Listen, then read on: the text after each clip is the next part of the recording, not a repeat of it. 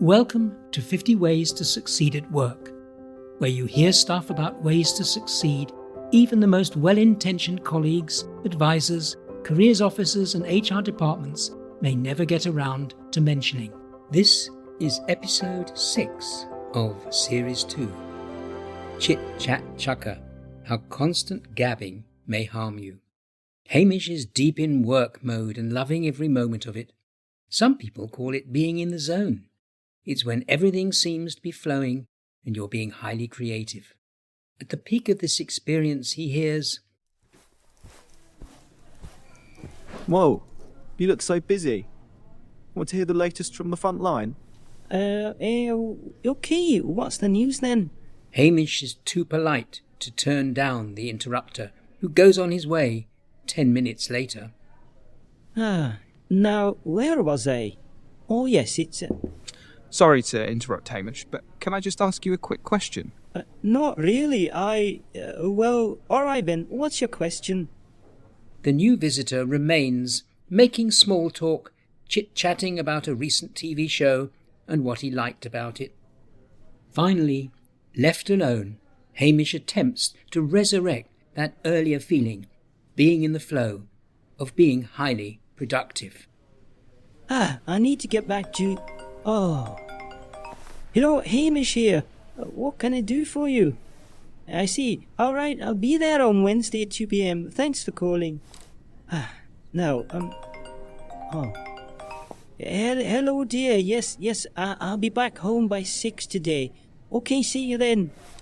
Sadly, that most precious moment of personal effectiveness has fled. Bruised, frustrated and disappointed at his loss, Hamish does some interrupting of his own. He tackles an HR colleague about what has happened. His colleague is understanding and suggests, if you want to stay in the flow, Hamish, you need to be smart about chit-chat and other forms of interruptions. Aye, how do you propose I do that? You have to become a chit-chat chucker. Aye, exactly how do you suggest I do that? Well, let me ask you a question, Hamish.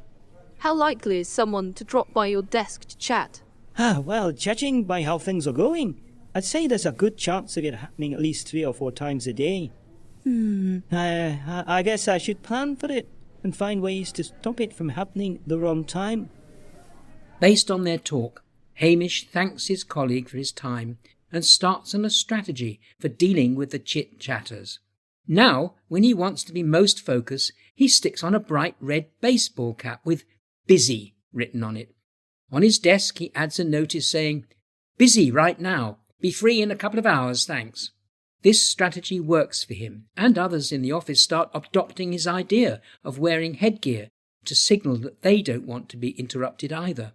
Now let's consider how this story of Hamish and being a chit-chat chucker connects with your situation at work. In my research, I found 3 essential questions that people have about interruptions at work. One of them is, why is chit-chatting at work bad? Also, how do I balance social chatting with work-distracting chit-chats? And also, what do I do? My boss keeps chit-chatting and affecting my work performance. Let's start with why is chit-chatting at work bad?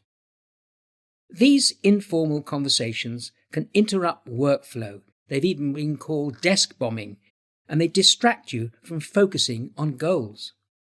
Chit-chat can undermine an entire team's productivity. Also, without your knowledge, it may harm your reputation. Saying there aren't enough minutes in a day to do all your work makes little sense if you're constantly talking with your peers. To stop this annoying distraction, you can try some of these things. Wear headphones. This tends to keep people away, and avoid earbuds as the chit-chatter may not notice them. Invite sharing.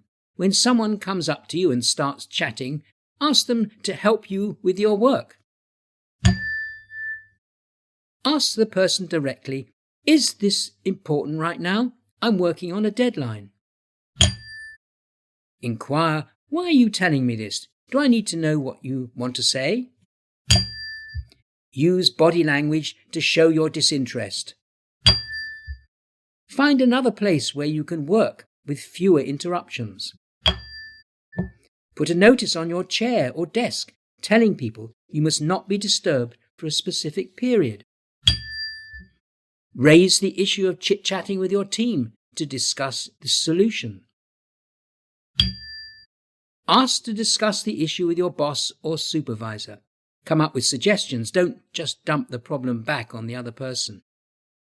Our second question is, how do I balance social chatting with work-distracting chit-chats? Being social at work can be an essential source of relaxation and letting off steam. Yet it's damaging when it distracts from core work processes or indulges gossip and rumour sharing. If you're talking about things unrelated to work, confine this to during your breaks. Otherwise, you'll be wasting your productive hours on something wasteful.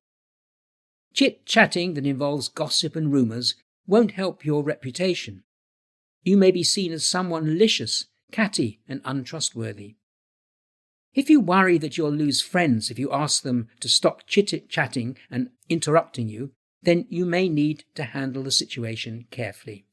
Many of your co-workers may be unclear on how to avoid chit-chatters. You may give everyone excellent service by making the issue more transparent and inviting them to discuss it.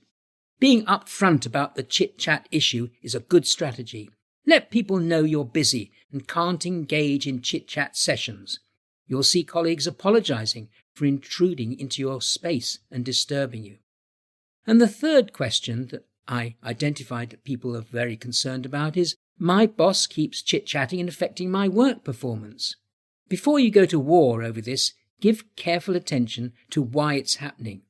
For example, if you ignore this person, does it just fuel the fire? Showing annoyance about such boss behaviour is often a mistake. It's up to you to manage your boss somehow. If the boss is anxious and wants to be friendly and social, does this mean they don't realise its negative impact on your work? If most of the time your boss's chit-chat is not work-related, gently explain that you're facing a deadline and could we discuss it at another time? Being upfront about your focus may shame that person into leaving you alone. If working from home and the chit-chat comes in 3 minutes of work issues and the rest on time-wasting social problems, you may have a boss who does not understand this way of working. Could you help them understand the pressures? For example, propose that rather than a daily phone call to your manager, you move to a bi-weekly or just a regular spot once a week, or set the expectation at the start of the contact. You need to allow for some amount of human connection. 20 minutes of boss-driven socializing a day can be too much if you're not enthusiastically participating, but 5 minutes of it in each check-in time is not unreasonable. So, what action am I proposing? Well, be ready with straightforward responses to people wanting to interrupt your work with chit-chat. Secondly, give chit-chat situations a wide berth. And finally, explain to chatty visitors that you need to focus on work right now. And my takeaway from all of this? Avoid squandering your time on excessive or irrelevant chit-chat and stay focused on your goals. You've been listening to an episode of Andrew's 50 Ways to Succeed at Work. For more episodes, subscribe free to my regular weekly podcasts. You can catch up on past ones at the50ways.site, where you can also become a Foundation member with access to e-learning units, transcripts, further reading links, and the forum, where you can ask questions, share problems, and join a growing community of people who seriously want to succeed at work. Now there's a new book and an audio version called, you guessed it, 50 Ways to Succeed at Work. Buy it at Amazon or the50ways.site. Unmissable. Thanks for listening, and bye for now until next week.